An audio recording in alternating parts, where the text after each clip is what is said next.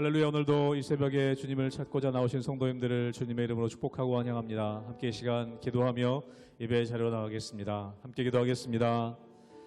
하나님, 오늘도 주님께 간절한 마음으로 기도하기 위해 자리에 나갑니다.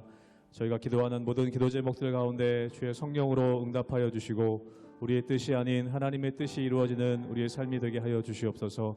오늘도 우리와 함께 하시며 우리 인도하시는 주님을 기대하며 찬양합니다. 감사드리며 예수님의 이름으로 기도하옵나이다. 아멘.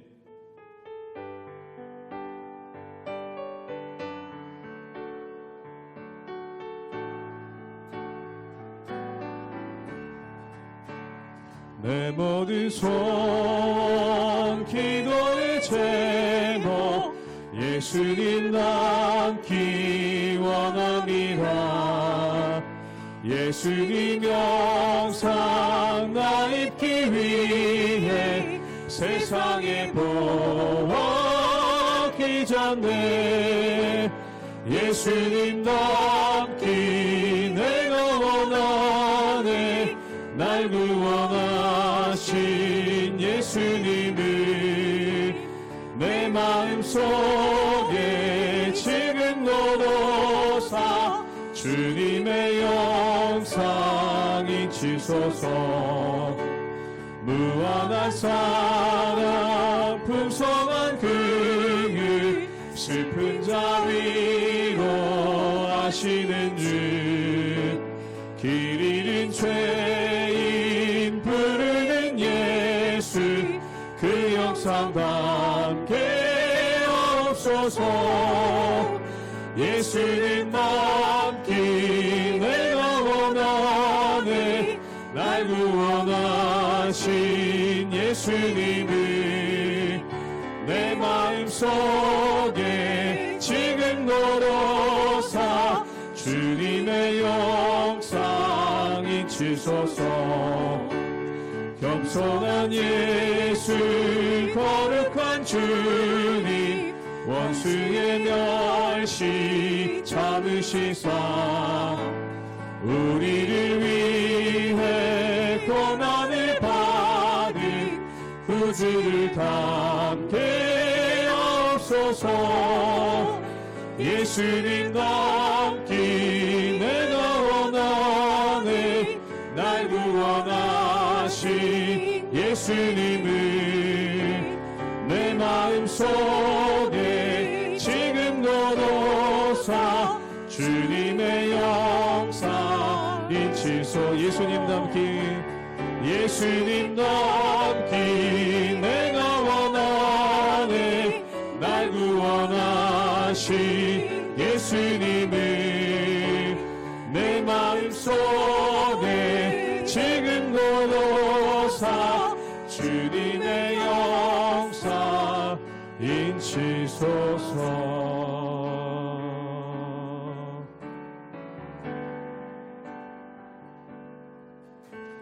고단한 인생길 힘겨운 오늘도 예수 내 마음 아시네.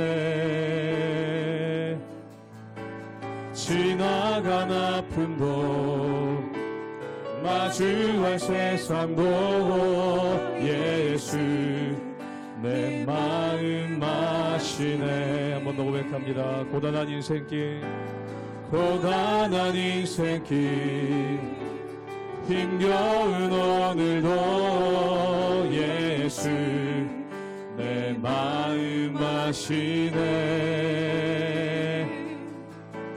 지나간 아픔도 마주할 세상도 예수 내 마음 아시네. 믿음의 눈 들어 믿음의 눈 들어 주를 보리.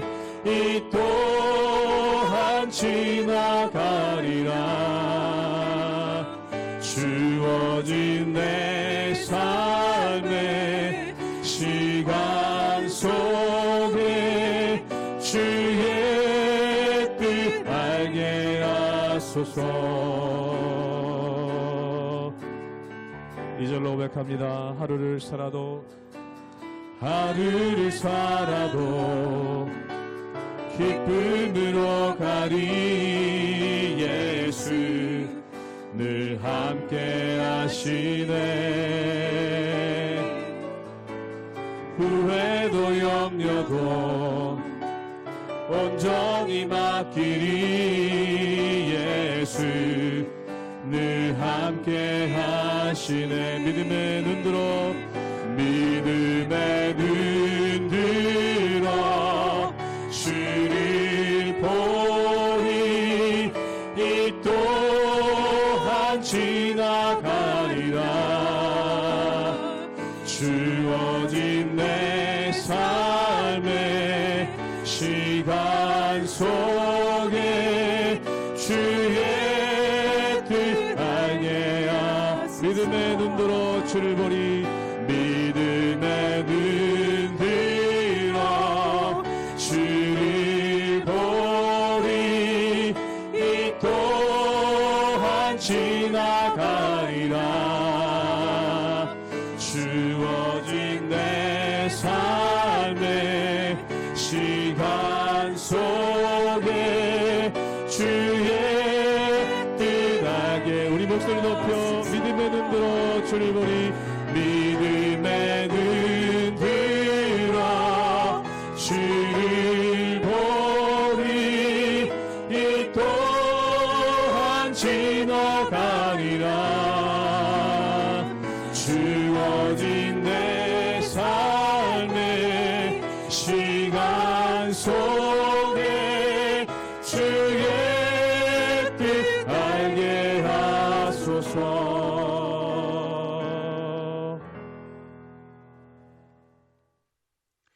할렐루야. 우리 하나님의 은혜와 평강이 우리 성도님들 삶 가운데 날마다 가득하시기를 주님의 이름으로 축원합니다.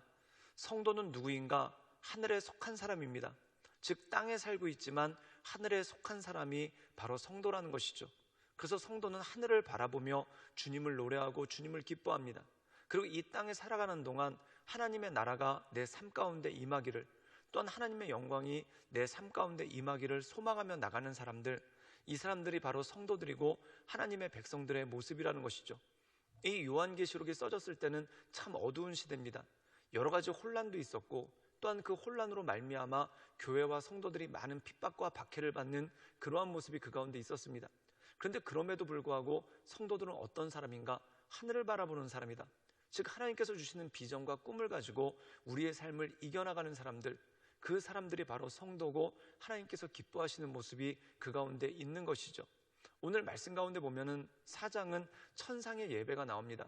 즉 하나님의 보좌 앞에서 성도들이 모여서 구원하신 주님을 높이고 구원하실 주님을 찬양하는 그 노래가 이 말씀 가운데 나오는 것을 보게 되죠. 사랑하는 여러분, 우리가 성경에 보면은 특별히 다윗이 그렇습니다. 우리가 시편 말씀 가운데 보면은 다윗의 노래, 다윗의 시편이 참 많죠. 다윗은 그의 삶은 지옥과 같았습니다. 땅을 살아가는데 그 땅은 너무 힘들고 어려웠죠. 늘 도망 다녀야 됐고 배신당하기도 하고 또한 여러 가지 어려움들을 당했습니다. 그러나 그 사람은 땅에 속한 사람이 아니라 하늘에 속한 사람으로 하나님을 찬양함으로 말미암아 하나님의 나라가 그의 삶 가운데 임하는 그 모습이 그 가운데 있는 것을 보게 됩니다. 그러므로 사랑하는 여러분, 우리 역시 다윗과 같이 이 땅을 살아가지만 하늘을 바라보며 주님을 찬양함으로 주님께서 주시는 은혜를 누리고 그 은혜 가운데 날마다 승리하며 나가시는 우리 모든 성도님들 되시기를 주님의 이름으로 축원합니다. 요한계시록 4장 1절에서 4절 말씀입니다. 이 일 후에 내가 보니 하늘에 열린 문이 있는데 내가 들은 바 처음에 내게 말하던 나팔소리 같은 그 음성이 이르되 이리로 올라오라. 이후에 마땅히 일어날 일들을 내가 내게 보이리라 하시더라. 내가 곧 성령에 감동되었더니 보라, 하늘에 보좌를 베풀었고 그 보좌 위에 앉으신 이가 있는데 앉으신 이의 모양이 벽옥과 홍보석 같고 또 무지개가 있어 보좌에 둘렀는데 그 모양이 녹보석 같더라. 또 보좌에 둘려 24 보좌들이 있고 그 보좌들 위에 24 장로들이 흰옷을 입고 머리에 금관을 쓰고 앉았더라. 오늘 말씀 가운데 보면은 사도 요한이 성령의 감동을 받아서 환상을 보게 됩니다. 그 환상이 뭐냐면 하늘의 보좌, 즉 하나님의 보좌를 보게 되고 또한 그곳에 수많은 성도들이 모여서 하나님을 찬양하는 모습이 그 가운데 있는 것을 보게 되죠. 즉 다시 말해서 우리는 이 땅에 살고 있지만 땅에 속한 사람이 아니라 하늘에 속한 사람입니다. 그러므로 우리가 하나님을 바라보며 하나님의 인도하신 가운데 나가는 것이 너무나 중요하다는 것이죠.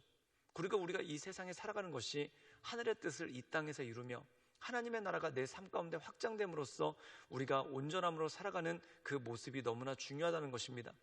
우리 함께 요한계시록 4장 2절의 말씀을 보도록 하겠습니다. 제가 읽겠습니다.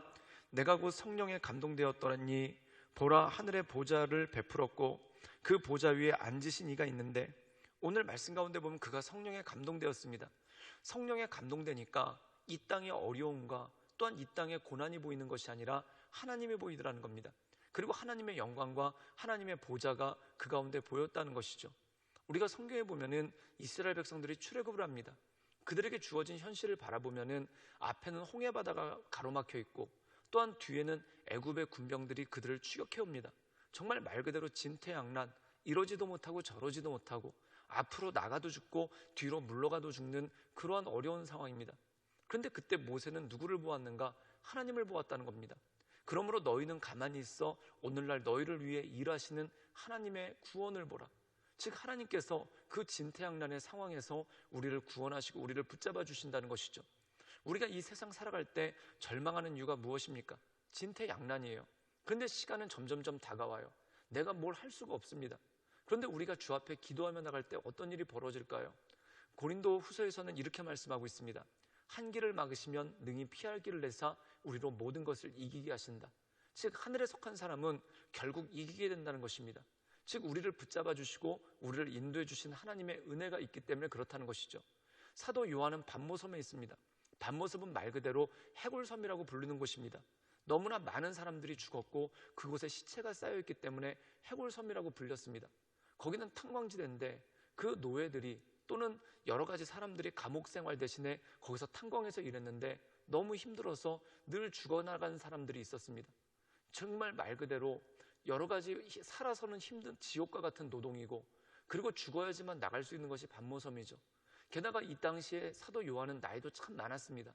그 힘든 몸을 이끌고 그 힘든 노동을 견뎌나가며 또한 하루에도 수십 명씩 죽어나가는 그 상황 가운데 어떻게 정신을 차릴 수 있었겠습니까? 그런데 그가 성령에 감동되었을 때 무엇을 받는가? 하늘의 영광을 받다는 거예요. 그리고 그 하늘의 영광을 바라보며 그가 찬양하며 나갈 수 있는 능력이 그 가운데 있었다는 것이죠. 사랑하는 여러분, 여러분들 성령 충만하셔서 하늘의 영광을 여러분의 삶 가운데 바라볼 수 있기를 주님의 이름으로 축원합니다. 그렇다면 찬송가 가사처럼 되는 거예요. 주 예수와 동행하니 그 어디나 하늘나라. 즉 초가상간과 같은 초라한 현실이고 또한 반모섬과 같은 죽음이 도사리고 있는 그런 현실이지만 주님과 동행할 때 그곳이 하늘나라가 되고 하나님의 역사가 그 가운데 임한다는 것이죠. 우리 함께 계시록 4장 4절의 말씀을 함께 보시겠습니다. 제가 읽겠습니다. 또 보좌에 둘려 24 보좌들이 있고 그 보좌들 위에 24 장로들이 흰옷을 입고 머리에 금관을 쓰고 앉아있더라. 오늘 말씀 가운데 보면은 보좌가 있다는 것입니다. 즉 하나님의 보좌가 있는데 거기 다른 보좌들이 둘려 있고 그 보좌에 있는 24명의 장로들이 앉아있다는 것입니다. 이것은 무엇일까요?